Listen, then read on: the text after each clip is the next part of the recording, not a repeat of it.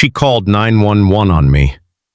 Not because I was dangerous, not because I'd broken any law. She called 911 because I skipped a homeowners association meeting about decorative mailbox post colors. And when the officer showed up at my door, badge polished, uniform pressed, she was standing right behind him, arms folded, smiling like she'd already won. What she didn't know, what nobody in Lake Ranch Estates had told her yet, was that the officer standing on my porch worked for me.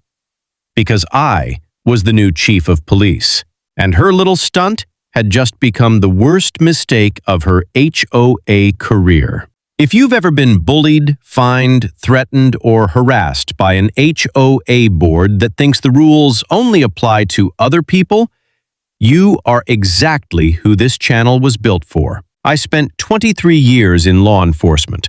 I've negotiated hostage situations. I've testified in federal court. By Monday morning, there was an envelope in our mailbox. Not a welcome card, not a neighbor dropping by with cookies.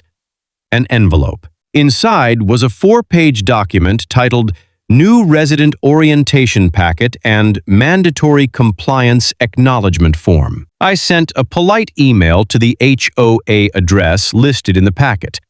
I explained that I had a prior professional obligation. I got a response within 40 minutes. It was from Diane Colter, HOA Board President. The email was 4 paragraphs long. She picked up her phone, dialed the emergency services line, and reported that a resident was willfully and repeatedly violating HOA regulations. The dispatcher attempted 3 times to explain that HOA meeting attendance was not a matter for law enforcement. Diane Colter interrupted each attempt. The officer who knocked on my door was a 12-year veteran of the department named Marcus Webb. His expression cycled through confusion, recognition, and barely concealed amusement in approximately 1 second. Diane Colter was standing at the end of my driveway. She had brought a neighbor with her as what I can only describe as a witness to her triumph. She was holding a manila folder. She was smiling. Officer Webb turned toward her and said very calmly, "Ma'am, I need to stop you there. This is Chief Harlan. He is the head of this police department." The manila folder drooped. I told her I'd be filing a report with the department regarding the improper use of the 911 line. I'd recommend you contact your HOA's legal counsel before we speak again. Within a week, I received a formal notice of non-compliance for missing 2 meetings, a fine of $150 due within 30 days. I spent a weekend with the CC&Rs, all 47 pages. I read every word. Buried in Section 14, subsection C, paragraph 4, was a provision that Diane Colter had apparently never expected anyone to actually read. I attached printed copies of both emails with timestamps.